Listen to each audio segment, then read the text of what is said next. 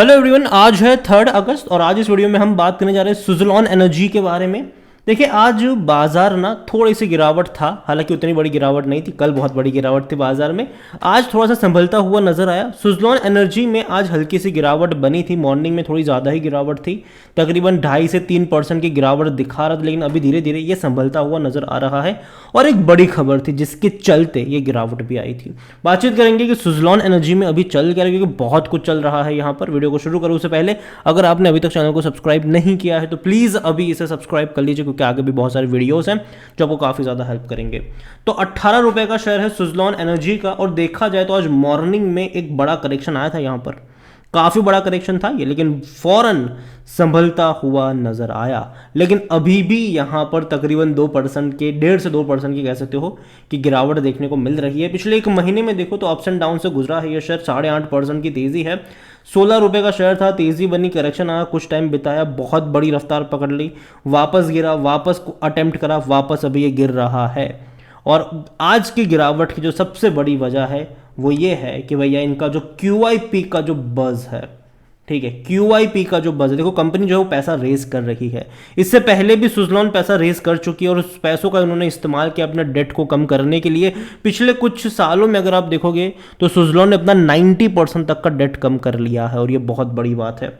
90% तक का डेट सुज़लॉन ने कम किया है। अभी और पैसा रेज करेंगे ये, और तकरीबन यहाँ पर प्लान है कि 1500 से 1800 करोड़ रुपए के आसपास का पैसा रेज करने वाले हैं by selling shares to institutional investor. तो देखो, यहाँ पर रिटेल वालों को नहीं बेचने वाले हैं, जो बड़े बड़े इंस्टीट्यूशनल है उनको बेचेंगे, ताकि अपने डेट को ये और कम कर सके। और देखो, ये बहुत बड़ा प्लान है, बहुत ही अच्छा प्लान है सुज़लॉन का। ये मैं कहूँगा कि कंपनी लगातार पैसा, पिछले भी पैसा रेज किया था और शेयर्स को बेच कर ही कर रहे हैं, जो कि अच्छी बात है यहाँ पर। और अगर इंस्टीट्यूशन इन्वेस्टर को बेचते हैं और अपना डेट को कम करते हो, ये अच्छी बात होगी। क्योंकि देखो, कंपनी ना अभी अपने आप को सेल्फ सस्टेन करने की कोशिश कर रही है। सुज़लॉन पहले लगातार लॉसेस झेल रहा था, क्योंकि बड़े बड़े प्रोजेक्ट पर बिड कर रहा था, लोन ले रहा था, फिर बाद में पैसा आता तब जाके उस लोन को चुका पा रहा था। पैसा आने में लेट होता तो भैया और ज़्यादा उनका लोन बढ़ता जाता था, तो कर्ज के तले ये कंपनी बर्बाद हो रही थी। लेकिन कंपनी अभी क्या कर रही है, कंपनी अभी अपने प्रॉफिट पर फोकस कर रही है। कंपनी रेवेन्यू पे फोकस नहीं कर रही, कंपनी प्रॉफिट पे फोकस कर रही है। और ये इसीलिए कंपनी वही जगह पर बिड कर रही है जहां से उनका अच्छा मार्जिन में, और वही प्रोजेक्ट जहां पे मार्जिन उनको अच्छे मिल रहे हैं। और अगर पिछले कुछ क्वार्टर में देखो तो कंपनी पॉजिटिव में आई, कंपनी प्रॉफिट में आई है, जो कि अच्छी बात है यहाँ पर। और यहाँ पर अगर आप देखोगे, Suzlon energy was recently in news after the wind energy firm said the board has approve raising up to 2000 crore funds. देखो, इससे पहले भी कह सकते हैं कि 2000 करोड़ रुपए रेज करने का अप्रूवल मिल चुका था, और अभी इन्होंने QIP के जरिए पैसा रेज करने का ठाना है। 1500 से 1800 करोड़ रुपए आसपास का जो पैसा है वो यहाँ पर रेज करा जाएगा। यहाँ पर आप देखो, द टर्बाइन मेकर फाउंडर जो तुलसी तंती है, वो काफ़ी ज़्यादा दिक्कत से गुजरा है। ये डेट रिस्ट्रक्चरिंग हुई थी यहाँ पर, latest one in 2020 when lender decided to restructure company debt over 13,000 crore, 13,000 crore का डेट था ये, उसको रिकंस्ट्रक्ट कर, मतलब कैसे कि रिस्ट्रक्चर करा गया, ठीक है। From 2020 through the restructuring, promoter capital infusion and right issue, company has bought down debt to 1800 crore. अभी अगर आप देखो तो कंपनी का जो कर्जा है वो 1806 करोड़ है as of June 30, and positive consolidated net worth is 1297 crore. ये अच्छी बात है। अगर देखो, इनके ऊपर कर्जा अभी 1800 करोड़ के आसपास का है। कंपनी अगर पैसा रेज कर पाती है, इसको भी अगर चुकाती है, तो ये वाकई में अच्छी रहेगी इनके लिए, अच्छी बात होगी कंपनी के लिए। तो ये देखा जाए तो सब कुछ बेहतरीन लग रहा है, उसमें कोई शक की बात नहीं है। इतना ही नहीं, इनकी जो कैपेसिटी है वो भी इन्होंने, कंपनी ने बढ़ाई है। पिछले कुछ टाइम में अगर आप देखो तो खबरों में ये लगातार रहा है। कंपनी ने कई सारे बड़े ऑर्डर्स मिले हैं, जिसके चलते इनका प्रॉफिट भी हुआ है, इनका रेवेन्यू भी अच्छा खासा बढ़ता नजर आया है। यहाँ पर सुज़लॉन को लेकर अगर हम बात करने जाए तो भैया पैनी स्टॉक है ये, और इसका जो मार्केट कैप है वो 23,000 करोड़ से भी ज़्यादा का है। कंपनी का जो पी रेशियो है वो 44 का, जो कि एवरेज इंडस्ट्री से अभी थोड़ा कम है। लेकिन अगर यहाँ से और फर्दर थोड़ा सा डिक्लाइन आता है तो अट्रैक्टिव हो जाएगा ये। हालांकि यहाँ पर लो डेट टू इक्विटी रेशियो यहाँ पर देखने को मिल रहा है। कंपनी को लेकर अगर हम बात करने जाए, इनके नंबर्स देखें तो जून में ना 1350 करोड़ का इनका रेवेन्यू था, जो कि कम था, क्योंकि इससे पहले के क्वार्टर में 1700 करोड़ था, इससे पहले 1455 था, इससे पहले 1435 था, तो ये कम था इनका रेवेन्यू। इससे पहले 1380 भी था। तो लेकिन अगर आप देखोगे ना तो प्रॉफिटेबल है, 100 करोड़ का मुनाफा कमाया है।